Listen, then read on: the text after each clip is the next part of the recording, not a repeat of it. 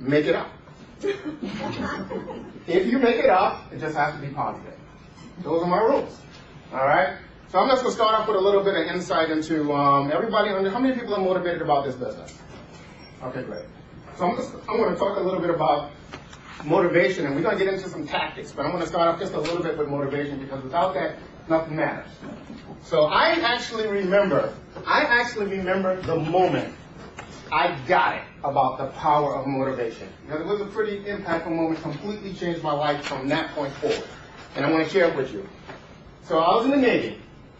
I was enlisted in the Navy. I was probably 18 years old. I was in the Navy on the ship, going out to sea, do what sailors do. And man, we were going through this hard, heavy workload thing. It was just exhausting to go to sea, and I couldn't stand it. And some background. Back then, I'm a moderate, mediocre swimmer at best. I'm not afraid of the water, but I'm a mediocre swimmer. I had zero body fat at the time, so I could literally lay on the bottom of a pool. No buoyancy, just to put this whole thing in perspective. And then one day, we were all sitting out there, and my officer comes out, and he says, we were about to pull out to sea for like this 3-week-long thing that was like, we were all dreading going back out there to do that. My job was tough, it was the chipping and painting, moving chains and all that stuff. And anyway, one day the officer comes out there and says, oh, hey, we have some openings for a class, pilot rescue swimming class. Now, these are the people that fly the helicopters into storms when pilots crash and they jump out the plane into the storms. These are like fish. These are like Aquaman, And he said, well, the class happens to be next week. And then it dawned on me, wait a minute, if the class is next week and the ship is going out of sea, that means that the people that join this class don't have to go. So then I do this thing in my mind. I says, well, if I go to this class, I'm obviously going to fail. And I'll be stuck on land while the ship's out of sea for 3 weeks. That sounds like a pretty good plan. And it says, you want to go to pilot rescue swimming school? Absolutely. Can you swim? Yes. So I go to pilot rescue swimming class.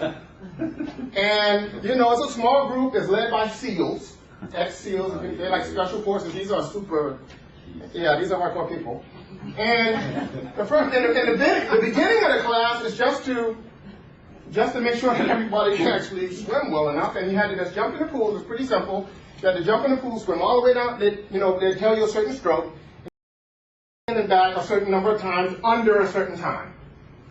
Pretty simple. So we all line up, and we jump into the pool, and we just start swimming. Of course, everybody's like way out there, everybody's coming back. I'm still going this way. I turn around and I'm doing my thing, just swimming back to swimming. And right before the time is up, I hit the wall.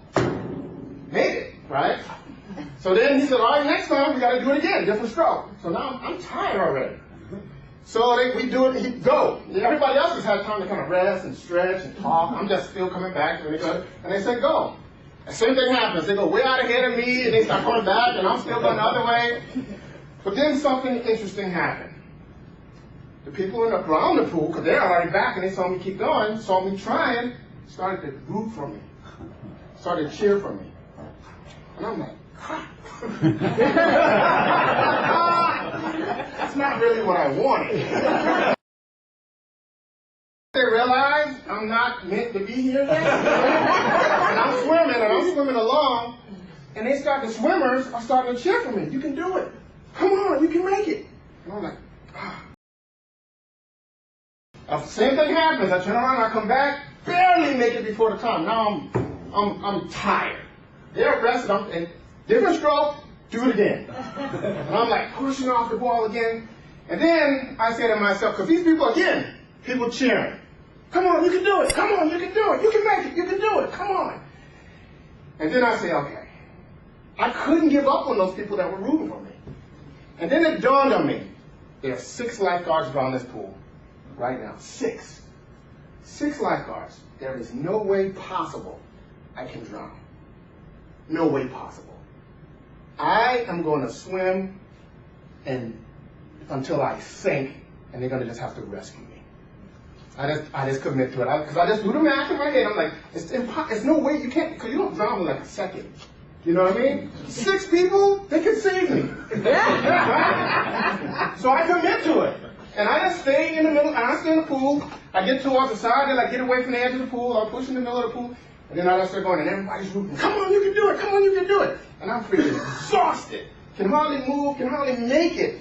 You know, and then, you know, I don't know if you know, panic sets in. It's just I don't care how calm and cool you think you are. At some point, survival takes over, and you just start to, you know, water, start choking on water, start all this stuff. I start getting to the side of the pool. They push me in the pool. Get back in the pool. Everybody's rooting. Come on, you can make it. Come on, you can make it. I'm trying to go. Drowning, half drowning. And then finally, the lifeguard calls me to the side. Come here. Everybody's over there watching, you know, still rooting, you know. And he calls me to the side, and he says, look, you can't swim. Your technique sucks. He says, young man, we don't let people come back here. But we have sat around, the coaches and I have decided that if you go learn how to swim, we will let you come back. We like your heart. Get the hell out of my pool. And they had to pull me out of the pool because I couldn't do it. You know how heavy you are when you're trying to get out of the pool? I couldn't even get out of the pool. And as I walked in the locker room, people were clapping. And from that moment on, the whole motivation thing was different to me. Because what I realized is that when you become motivated and you commit, everything around you changes. Everything around you changes. Did I walk into that pool thinking I would come up, all that would happen? Absolutely not. Absolutely not. What made all of that happen and completely changed the course of my life was I was willing to say, all right, I will drown today before I give up on these people that are rooting for me. That simple little thing. Simple little thing. So part of being motivated, most people in this business think that it's your job to motivate your team, to motivate others. That's not actually, in my opinion, keep in mind, everything I say, take it with a grain of salt, because I am not an expert on anything, especially your life or mine. I will tell you that up front. Not an expert on anything. But I will say this. Most people think their job is to motivate their team, to do. Why are these people doing things? I need to become a better motivator. I need to be motivated. Now, the thing is, you just need to be motivated. That's your responsibility. Your responsibility is to find a way just to be motivated. If you are truly motivated, then you will become motivating to others. That's the difference. It's a difference. It's a difference in how you apply yourself and what you're trying to do. So we're gonna go through some techniques and some challenges. I'll weave a little bit of my background in when appropriate, just because I just want you to understand who I am and kind of where I come from. And none of it's magic. I mean, if it hadn't been for that day in the pool, I guarantee you my life would have been completely different. I didn't plan that day. I just did that day. But at least I was open enough to know that, wow, I walked out of this pool a different person. I'm different now. And I completely approached life different after that. I was a pretty much get in the game person, just do it. Because I expected that if I did it hard enough, everything around me would change like it should be for me to make it work. But until you can do that, until you can say, I will drown today, until you can do that and say, look, it's not, you know what I mean? Until you can get to that point where you're willing to do it all and hit and take the consequences, you're just holding back. You're holding back. And most people you know hold back. That's the life they live. They live a life of holding back. The people that you admire are they don't hold back. They're after it. They're in it. Did you learn to swim and then come back and kick their butt? I did not. I learned to swim better, but I was not cut out to do that. I was not cut out to do that. In fact, though, it's really funny because I just don't believe in too many accidents. I think most things are purposeful, and I think my purpose was that. My purpose was to get this massive lesson on how you approach life determines how life approaches you back. And that's what I got out of that pool. And the funny thing is the people in the pool don't know what I got out of it. The instructors don't know the job, the position they played, the role they played in my life. None of the swimmers in the pool could tell you who I am today, nor could I tell you who they are. But still, they were absolutely critical, impactful teachers that altered the whole course of Romanian history. Power. And they don't even know who I am. Powerful, powerful stuff when you sit back and think about it. All right?